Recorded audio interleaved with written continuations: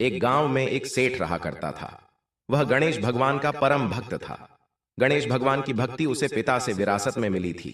वह रोज प्रभु को भोग लगाता, आरती करता। उसके बाद ही वह कुछ खाया करता था। गणेश भगवान की उसके ऊपर विशेष कृपा थी। उसके घर में किसी भी चीज की कमी नहीं थी। केवल उसकी पत्नी को छोड़कर उसे भगवान का पूजा पाठ करना पसंद नहीं था। वह रोज सुबह सवेरे चिल्लाती और एक ही बात कहती कि क्या शोर मचा रखा है। रोज घंटी और शंख बजाकर पूरा गांव इकट्ठा कर लो। सेठ उससे बहुत समझाता, पर वह कहां समझने वाली थी। एक दिन सेठ को किसी काम से बाहर जाना पड़ा।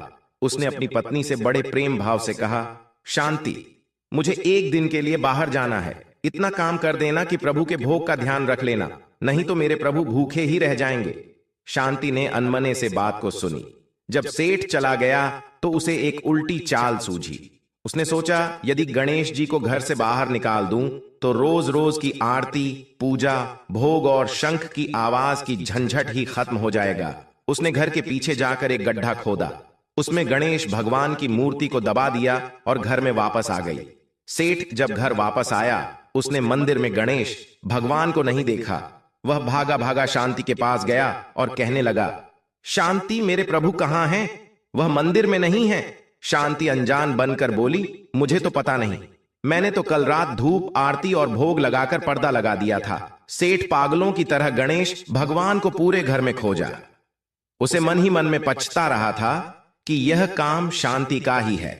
उसे ही मेरी पूजा पाठ पसंद नहीं थी। उसने शांति से कहा, शांति, यदि मेरे प्रभु नहीं मिले तो मैं खाना पीना सब छोड़ दूंगा। शांति को लगा एक दो दिन नाटक करेंगे, उसके बाद सब ठीक हो जाएगा। सेठ को रोते बिलखते 7 दिन हो गए। वह शांति से बोला, शांति, मुझे पता है तुम्हें ही मेरी पूजा पाठ करना पसंद नहीं है। मेरे गणेश जी की प्रतिमा को तुमने ही कहीं छिपाया है। यदि मुझे मेरे गणेश जी नहीं मिले तो मैं कुएं में कूदकर अपनी जान दे दूंगा। अगर शांति मुंह खोलती तो उसका पूरा झूठ पकड़ा जाता। इसलिए वह बोली, आप मुझ पर शक कर रहे हो, मुझे सच में कुछ नहीं पता। मैं नए प्रतिमा लेकर आती हूं। पर सेठ को वही प्रतिमा चाहिए थी। फिर वो खुदने लगा। ये सब शोरगुल सुनकर गांव के लोग इकट्ठे होने लगे। लोगों की आस्था भगवान भी देख रहे थे। वह भी अपने भक्त के पास जाने के लिए बेचैन थे। उधर सेठ कुएं की पाल पर चढ़ गया। शांति भागी भागी गणेश भगवान की प्रतिमा गड्ढे से निकालने लगी। पर गड्ढे में गणेश भगवान की प्रतिमा थी ही नहीं, क्योंकि गणेश भगवान अपनी प्रतिमा स्वयं निकाल लिए थे।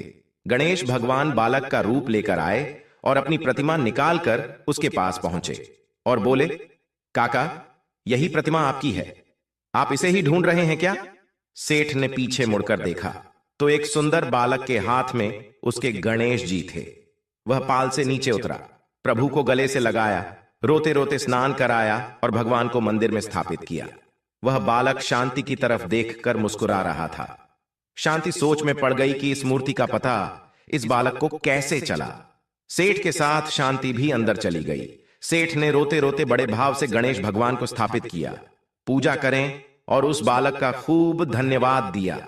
बालक जो कि स्वयं भगवान थे, वह बोले, काका, क्या मुझे भोग नहीं लगाओगे? शंभू भागा भागा गया और भोग लेकर आया। जैसे ही भोग लेकर आया तो उसने देखा बालक वहां से जा चुका था और तेज प्रकाश गणेश भगवान की प्रतिमा से उदित हो रही था। शांति को अपनी भूल का पश्चाताप होने लगा। वह समझ गए कि स्वयं गणेश भगवान अपनी प्रतिमा लेकर स्वयं स्थापित होने आए थे, मुझे दर्शन देने आए थे। दोनों भाव विभोर हो गए। उस रात भगवान ने उसे दर्शन दिया और कहा, मेरे साथ साथ शुभ लाभ, रिद्धि सिद्धि और सुख वैभव और लक्ष्मी जी सदा सदा तुम्हारे घर में वास करेंगी। तुम सदा दुखियों की सेवा करना। इस प्रकार से शंभू की भक्ति अमर हो गई। दोस्तों, इस कथा को जो भी सुनता है, गणपति बप्पा की उस पर परम कृपा होती है और उसके घर में माता लक्ष्मी का वास हो जाता है। इस तरह के और भी कथाओं को सुनने के लिए चैनल से जुड़े रहें। प्रेम से भरे गणेश भगवान की जय हो।